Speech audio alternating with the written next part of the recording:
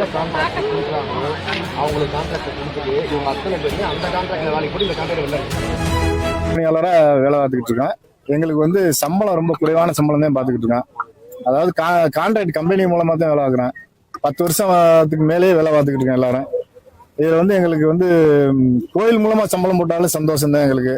இல்லை பணி நியமனம் நிரந்தரம் அந்த மாதிரி ஏதாச்சும் பண்ணி கொடுத்தாங்களும் சந்தோஷம். இப்போதைக்கு எங்களுக்கு 7500 ஒரு நாளைக்கு 240 ரூபா கணக்கு தான் சம்பளம் கொடுத்துக்கிட்டு இருக்காங்க. அதில் வந்து பிஎஃப் பிடிக்கிறாங்க. யூனிஃபார்ம்லாம் நாங்க கையில காசு போட்டு தான் வாங்குறோம். இங்க செக்யூரிட்டில வந்து ஒரு 84 பணியாளர்களுக்கு மேல இருக்கான். ஆமா, எல்லாருக்கும் ஒரே நிலைமை தான் சார். மனு கொடுத்துருக்கேன் சார். அவரை நேர நாங்க சந்திக்க முடியல. எல்லாருமே ஏன்னா ஷிஃப்ட் வரையும் அவரதுனால சந்திக்க முடியல. பார்த்துட்டு நாங்க பரிசீலனை பண்ணி நடவடிக்கை எடுக்கிறோம்னு சொல்லியிருக்காங்க.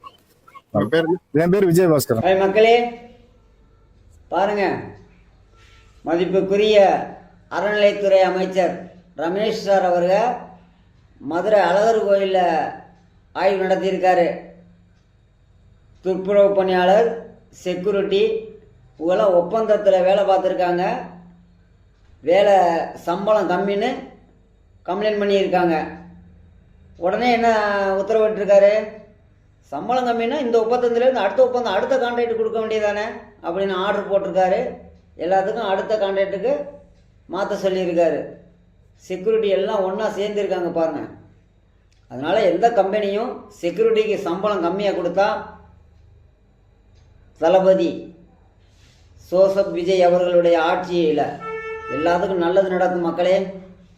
செக்யூரிட்டியிலேருந்து துப்புரவு பணியாளர்லேருந்து எல்லாத்துக்கும், இந்த செக்யூரிட்டியாக இருக்கிற நண்பர்கள் எல்லாருக்கும் எங்கெங்கே சம்பளம் கம்மியாக இருக்கோ தளபதி ஆட்சி வந்துருச்சு, நீங்கள் எல்லாம் கவலைப்படாதீங்க.